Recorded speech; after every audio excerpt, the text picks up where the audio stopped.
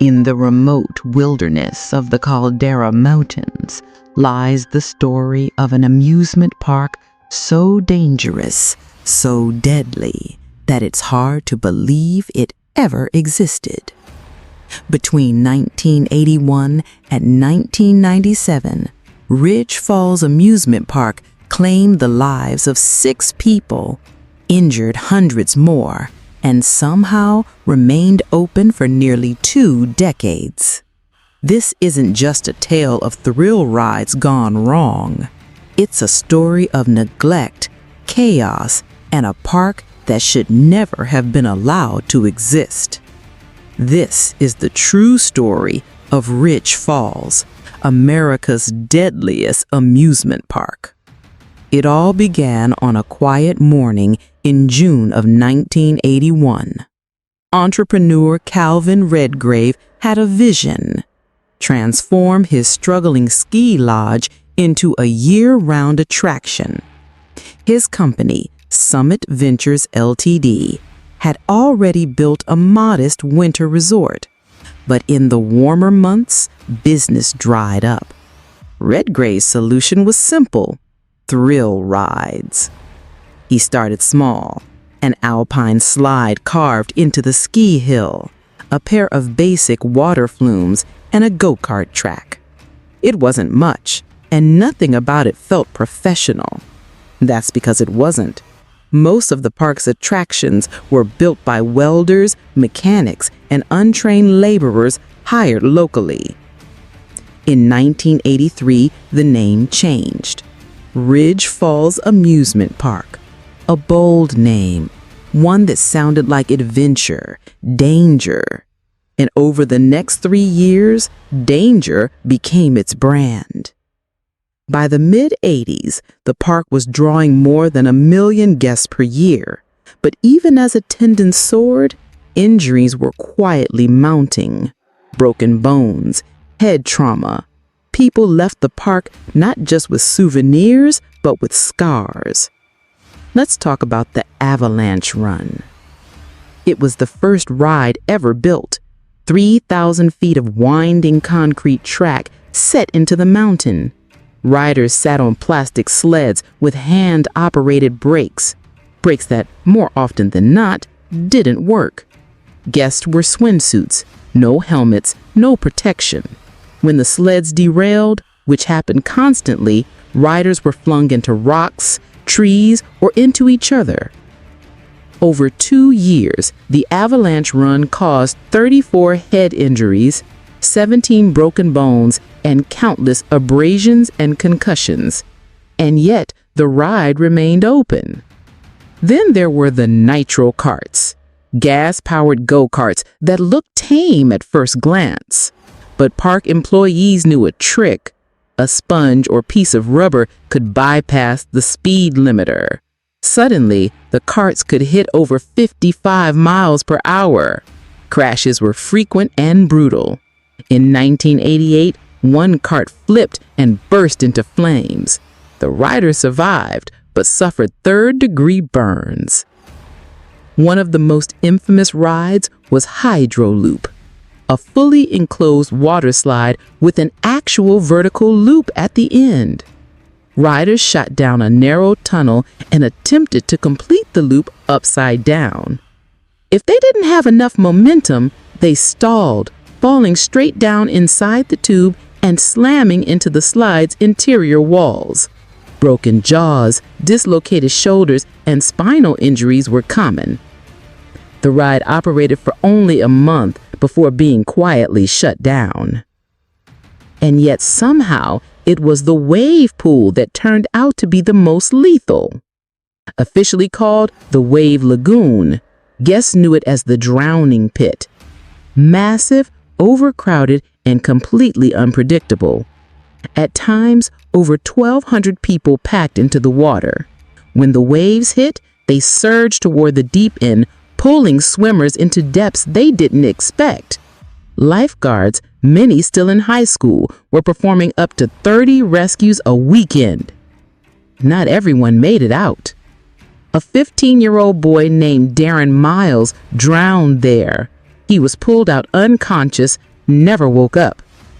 A father of two vanished beneath the surface during a Saturday surge. His body was found hours later. How did a place this dangerous survive for so long?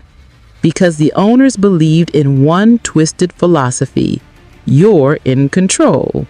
If you got hurt, it was your fault. That wasn't just a slogan, it was a legal defense. Rides were built by trial and error. Testing involved strapping an employee in and sending them down the track. If they walked away, the ride opened the next morning. No engineers, no simulations, just adrenaline and guesswork. When injuries occurred, and they did constantly, the park claimed the guest had disobeyed the rules, sat the wrong way, let go too soon, couldn't swim well enough.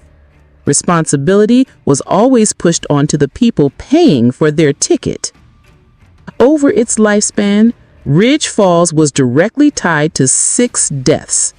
In 1985, a 19-year-old was thrown from the avalanche run and fractured his skull on a boulder. 2 years later, a man suffered cardiac arrest after plunging into the icy waters beneath the Sky Vine rope swing. In 1993, a teenager riding Hydro Loop was knocked unconscious inside the slide. He died that night in the hospital. In one of the most tragic incidents, a 27-year-old man was riding the Rogue Rapids, an imitation white watercourse. His kayak flipped. As he stepped into the water to flip it back, he stepped on a metal grate that had become electrified by exposed wiring. He collapsed on the spot. Paramedics couldn't revive him. Despite all of this, the park stayed open. By the mid-1990s, the lawsuits were piling up. Attendance started to drop. The reputation was catching up to the park's reality. And then, in 1996, Ridge Falls opened its gates for the season without any insurance. It was a desperate attempt to stay afloat, but it was also the beginning of the end. That summer, a local journalist published an exposé revealing years of safety violations, unreported deaths, and fraud. Public pressure mounted. Investigations began. And finally, in 1997, Summit Ventures filed for bankruptcy. Ridge Falls shut down for good. Today, the land is home to a new attraction, Everpine Lakeside Resort. Clean, modern, and fully regulated. The rides are safe. The staff is trained. And for the last 20 years, it has operated without a single fatal incident. But the story of Ridge Falls isn't gone. It lives on in memories, in scars, and in whispers. Former guests swap stories like war veterans. They speak of broken teeth, near drownings, and moments when they truly believed they might die. And yet, somehow, they remember it fondly. One journalist, Nina Bramley, described it perfectly. It wasn't just a park. It was a proving ground, a place where kids learned fear, where teenagers flirted with death, and where some never made it out. Ridge Falls Amusement Park was a myth, a rite of passage, and a tragedy rolled into one. It wasn't a place of joy. It was a place of survival. And some didn't survive. But even after Ridge Falls closed, the story didn't end. The land remained untouched for nearly a year after the park went bankrupt. Weeds grew through cracked pavement. Rust devoured the metal skeletons of old rides. Vandals spray-painted broken signs. Nature, it seemed, was reclaiming the park. But it wasn't just nature that crept in. Locals say the area changed. Teens from the nearby towns began sneaking into the abandoned grounds at night, using the ruined park as a dare site. They called it the Falls, and in whispers, they'd tell stories. They said you could still hear the splash of waves in the dried-out pool, that if you walked the old avalanche run, you'd hear the distant screech of sleds and the screams of riders who never made it to the bottom. One rumor spread about a security guard who took a job watching the grounds in the fall of '98. He lasted 5 nights. Told his supervisor he saw a boy running the length of the kayak track, barefoot, soaking wet, and crying. When he called out, the boy vanished. The park was eventually purchased, bulldozed, and rebuilt, but not everything was removed. Beneath the parking lot of the new Everpine Resort lies the foundation of the old nitro kart track. The wreckage of the hydro loop was reportedly buried near the lake. Workers say they still find rusted bolts and broken chains poking up through the soil. And there are gaps in the record, injuries that were never officially logged, deaths attributed to natural causes that happen on park property. There are stories of employees who were paid off, threatened, or silenced. One former ride operator who worked at Ridge Falls in 1989 claimed he saw blueprints for a ride that was never built. It involved a vertical free fall into a narrow tube of water, no brakes, no supervision, just gravity. When he asked why it wasn't constructed, the engineer allegedly replied, "We already killed too many this year." That blueprint was never found. But in the decades since, Ridge Falls has become more than a cautionary tale.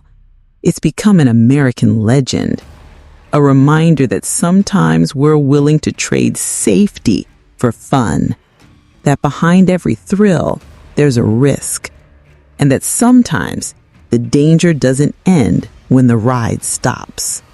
Because Ridge Falls wasn't just a park, it was a trap, a machine built to test your limits, and when it finally closed, it left a scar that will never fully heal.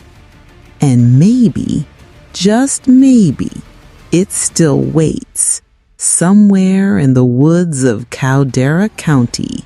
But the park's closure didn't silence the stories. If anything, it amplified them. As Ridge Falls sat abandoned, a new kind of visitor started showing up. Not thrill seekers, but truth seekers. Curious teenagers, urban explorers, conspiracy bloggers, even paranormal investigators, all drawn by the same rumor that Ridge Falls was hiding something. In 1998, a former employee known only as Craig S. came forward anonymously. He claimed the official death count of 6 was wrong. He said there were more. Accidents the park kept quiet. Families paid off. Ambulances called directly, bypassing 911 to avoid reports. According to Craig, at least 9 people died at Ridge Falls. 3 of those deaths, he said, were children. Authorities never confirmed it, but they never denied it either. That same year, local police were called out twice to respond to break-ins at the abandoned site. One report mentioned bloody footprints found in the remains of the Wave Lagoon.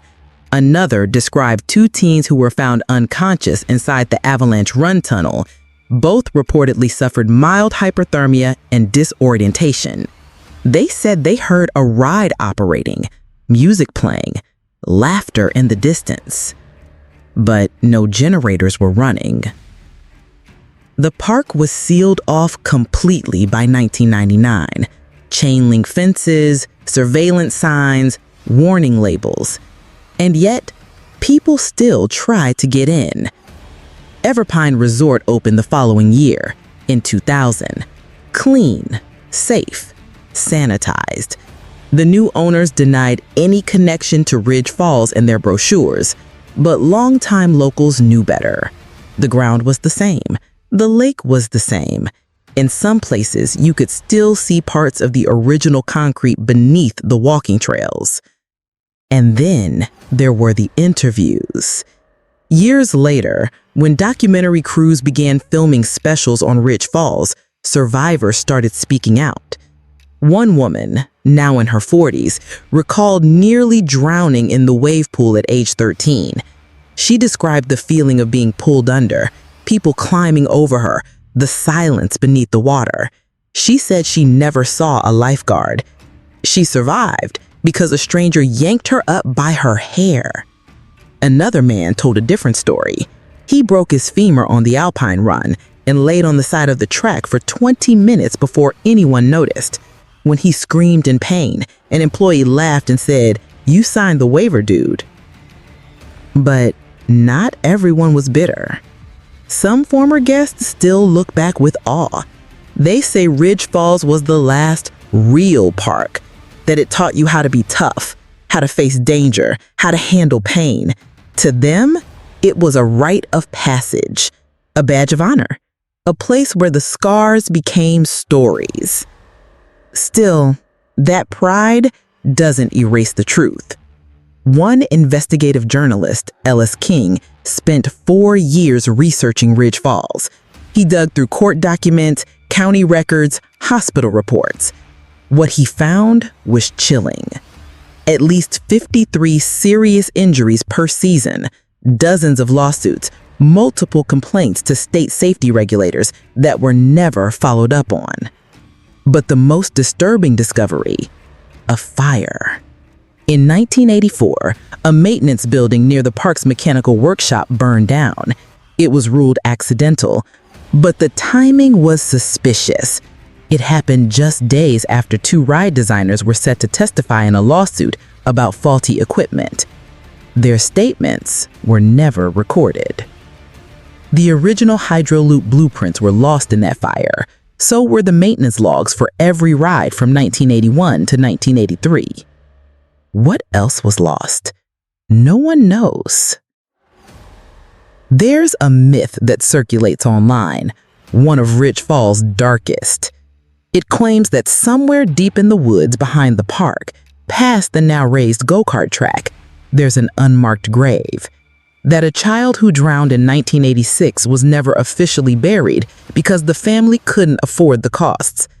Some say Calvin Redgrave paid to have the body cremated privately.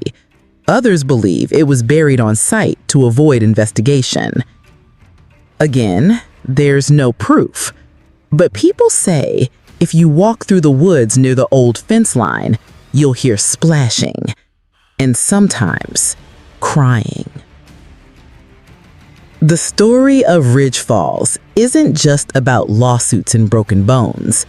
It's about what happens when thrill becomes negligence, when profit outweighs safety, when lives are lost and no one is held accountable. And it's about the strange way we remember the past. Because despite everything, people still romanticize the place. They wear vintage Ridge Falls t-shirts. They collect pieces of broken ride parts as memorabilia. There's even a documentary in production, part nostalgia trip, part true crime expose. But the scars are real. The trauma is real. The families who lost someone, they don't wear Ridge Falls as a badge of honor. They remember it as the place where a summer afternoon became a nightmare. And maybe that's the final twist of the story. Because Ridge Falls wasn't just dangerous. It was seductive. It made you feel brave, even when you were seconds from disaster. It made you laugh while someone else was screaming in pain. It dared you to go faster, jump farther, hang on tighter, even when your body told you to stop. And that's why it lasted so long. Not because it was safe, but because it convinced you the danger was worth it. And for some, that lie was fatal.